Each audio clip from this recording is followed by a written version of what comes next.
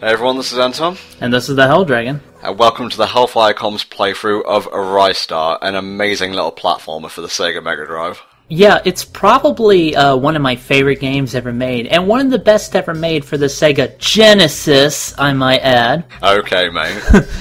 And when it originally came out near the end of the Genesis lifetime, it didn't really get the recognition it deserved, and it should have, because the graphics are really good, the music is great, the gameplay is nice and solid, and fortunately, thanks to the efforts of dedicated fans like myself, who know great things when they see them. Yep. Ristar's been ported to stuff like Sonic Collections and Sega Collections. He even got a virtual console release, so at least now, it's finally getting that recognition it needed. Hell, he's the flagman in All Stars Racing Transform, so you know. Not good enough. Moving on up in the world. Now, some of you might be asking, why are we redoing this playthrough? Because we actually did a Ristar playthrough a few years ago. Well, this, along with a few other games, which will be revealed in due time, are some of the playthroughs that we want to redo with new footage and new commentary, because they were some of our favourites, and especially for a game like Ristar, I feel it deserves better treatment than what we gave it back in the day. It needs less screechy people over it, and something more reserved and polished. Ristar's a pretty simple game. You can hop, you can bop, you can stretch out your arms and slam your head into the enemy to defeat them, and, you know, use it to manipulate your environment, climb around on stuff and so forth. And your main objective is just to get to the end of each world, beat a boss, and travel to the next planet. Yeah, I really like the gimmick they came up with for Ristar. Like, you know, when you think of a living star, you don't really think of stretchy arms, but, you know, he makes it work, and each level has a lot of interesting ways to use that stretchy armed gimmick. It doesn't wear out its welcome, and I think it's balanced nicely throughout the entire game. It gives a very visceral feel to the platforming, like you're totally in control. Yeah, definitely. You can also use it to do cool stuff, like, you know, you're doing here. You can hang on to things and swing on them. You can swing across poles. You can actually climb up walls by headbutting them, and you'll need that technique mastered to get to certain areas and to find certain items. There's just definitely a lot of uses for it. See, another big thing right here is interacting with the levers. Now, there are several different varieties. This one just flings you places. This one right here is actually one that takes you to the bonus stage. We're only going to show you one, because they get fucking hard later on, but you basically go in there, and you try to get to the end as fast as possible to get a treasure. Swinging round, and launch. See, what Tom did back there, he actually canceled his flight upwards by reaching out Ristar's arms. I didn't know you could do that. It makes later levels much more user-friendly, because you'll be doing that kind of thing over pits of spikes, and while you do get invincibility frames when you come off one of those star-spangled launches, you're going to want to time it just right. Now up here, actually, is another hidden item. Like, see, since there's no timer, each level gives you more incentive to explore and see what things you can find, especially in terms of lives, because you're going to need all the lives you can get, because unlike the Japanese version, there is no password in the US version for level select or other levels or things like that. So if you're playing this on the Genesis, you need to be good or your ass is going right back to the beginning of the game. Yeah, I only remember one code for this version, and that is Museum, and that's for boss rush mode. One thing I really like, actually, about this game in terms of like how it's set up, like, it has acts, like Sonic, but each act of each world is distinctly different. Yes, yeah. Yeah, here you've got like this weird mambo kind of music thing going on. You're deep in the forest, you see all these interesting buildings in the background. Now the thing is, each planet kind of follows the traditional elemental gamut. There's a grass world, there's a water world, there's a fire world, and things like that. But the backgrounds and, you know, the architecture of each level, it's alien enough that it looks interesting and more fresh than what you normally get with those kind of worlds. So I really love the art direction in this game. Yeah, each level obviously follows the whole grab-hit mechanic, but each one has its own gimmick, and coming up we're going to see the gimmick for this level, which is the light mechanic. It's a little asshole right here in the background. He's going to be throwing shit at you. We'll actually meet him later. But until then, you know, it's not too hard to avoid his stuff even when it's dark. Ristar as a whole is pretty much an easy game. It's not as hard as my childhood hands thought they were, but the later levels do have their own tricky stuff that you might have to practice at. I think it's got one of the better difficulty curves of the games I played back in the day, although it does start to spike around, I'd say, World 4 or so. I love this build up to the boss. This music always made me really tense. The default angry sprite that Ristar has when he idles, in the original version, it was only used when he was fighting a boss. In the US version, because he wasn't fucking hardcore and extreme enough, they kind of just have him do that all the time. Now, actually, you're doing a really neat thing here in that if you're at the arc of your jump, whenever you do your head bash there, you can actually hit him, Riho here, without him waiting to come down. And you actually do it fast enough that you bypass one of his attacks where he sends blades coming down from the sky. So I was kind of surprised to see that. Didn't even get a chance to describe the boss. This was actually the guy who sent out the prayer to what was in the Japanese version the Star Mother, and Ristar picked it up instead. Oh, one of my favourite bits of music here, travelling between planets. Yeah, I really like this transition between each world. It's just a cool, relaxing way to, see how you did on the world. And even though it's like a 2D side-scrolling platformer, it gives it a grand sense of scale, I think.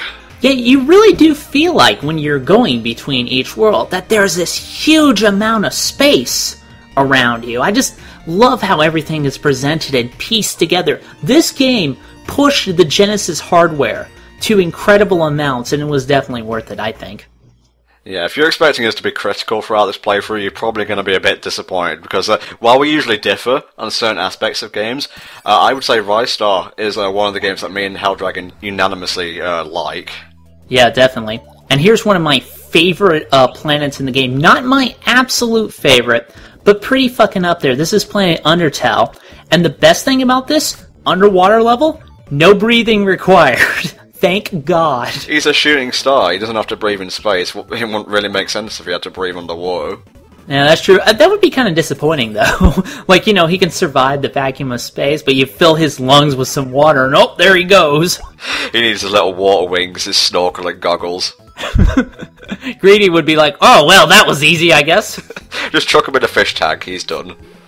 But other than that, I love the design of the level, the old ruins. I love the music. It's so relaxing and calming and things like that. It's just, you just want to chill in this kind of place for a while. You kind of wish there was a beach, just so you could just sit there and kick back. Now, this stage also introduces regular mid-stage. They're not really mini-bosses, they're more like mini-challenges. Sometimes they're a mini-boss, and I'll point that out. But most of the time you just have to beat enemies a certain way, or you have to complete a little mini-challenge to get past. It's kind of different, I guess, but honestly, I never was the biggest fan of them. Now, I used to think that the puddle on the ground was actually an indicator of where you could stand to avoid the attack, but unfortunately that's not the case. It's just randomly generated for an extra effect, which isn't bad.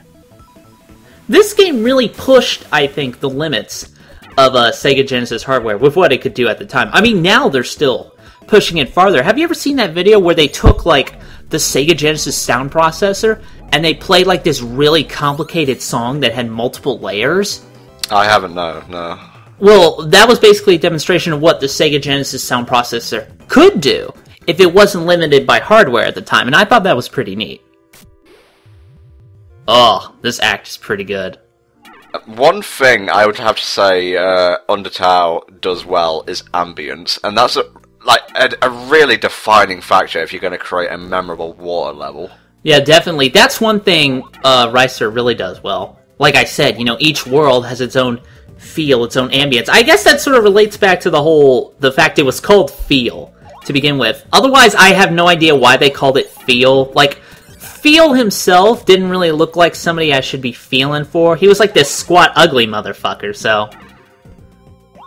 Here's probably the strongest enemy you'll be facing in this world, the Nautilus. You take out its 3 kids, the main one appears, you bop it 3 times, avoid its projectiles, boom, done.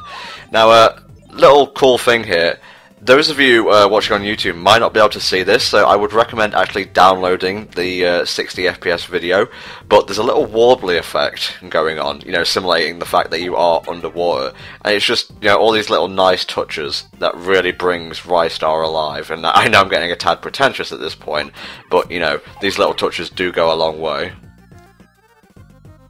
Now, I don't know what the deal... I used to think these were like fish with huge mouths, but only recently did I realize they were more like seahorses. Yeah. It's got me thinking. I mean, I know when you squeeze these enemies, the black orbs come out. And the thing is that, for the story, they don't really go into a lot of detail about this, but Greedy has access to something called black orbs, which are basically like monster possession things. I have to wonder if these were normally part of Greedy's forces, or he would just basically possess them all with his black orbs. Well, for the purpose of the game, they're the enemy. They're the antagonist. We need to defeat them.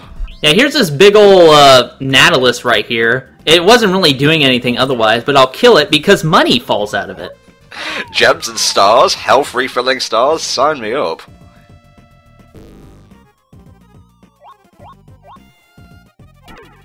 There's an enemy in one of these chests, and I believe it's random each time you play, because I've had the enemy appear in the left chest before. Yeah, I always tend to get the enemy one myself. It's always kind of a roll of the dice, so to speak. And I'm just gonna go over here and murder some Nautilus babies. I'm sure nobody has a problem with that. Oh, shit!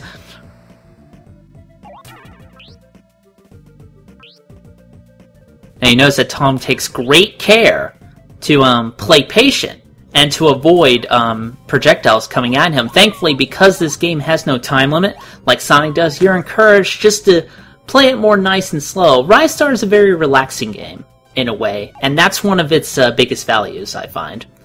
Its difficulty comes from, just precision, rather than, rushing you along and trying to meet a time limit. Now this boss right here, I used to be afraid to fight this guy because he kind of comes out in an intimidating way. So you notice here you've got the cages with fish in them. Oh shit, and then there's this big one. So motherfucking hammerhead shark should be called Oh Shit Attack. Yeah, all the bosses in this game have weird names. This guy's called OSAT. I used to think, like, if you put a space between that, you could just go, oh, SAT attack! Like the test is coming alive to kill you. Fortunately, Ristar actually handles pretty well underwater, so you shouldn't really have any problem maneuvering around the arena and dodging the rocks that fall. Yeah, definitely. Sometimes that does happen to be a problem. Like, they get the idea that, okay, well, I understand that it's not easy to move in water. I mean, have you ever tried doing, like, a martial arts fight in water? Let me tell you, it doesn't work out. But here they thankfully just kind of bypass that for the sake of fun. And that's why I like this planet so much, because you still feel in control, even this early in the game. Which is a common criticism among water-themed levels, that the controls suck, and besides good music, they don't really have much going for it. Yeah, and having good control is definitely important for Ristar, especially building certain skills that you're going to need later on in terms of the Arden grabbing. And there you go, folks, 2 worlds down. Now we'll just leave him in this plug. I don't know if anybody's going to get him out, but that's clearly not my problem. I have Greedy to kill, so sorry. Whenever I think of Ristar, actually, this is the one theme that comes to mind. I kind of think mostly of Undertow 2-1's music, but this music I think is also pretty iconic. It just, like you said, it brings that sense of scope and wonder to the game. One of the other reasons why I like Ristar so damn much. We're out of time for now, so we'll see you next time for Worlds 3 and 4. See you then. See you then.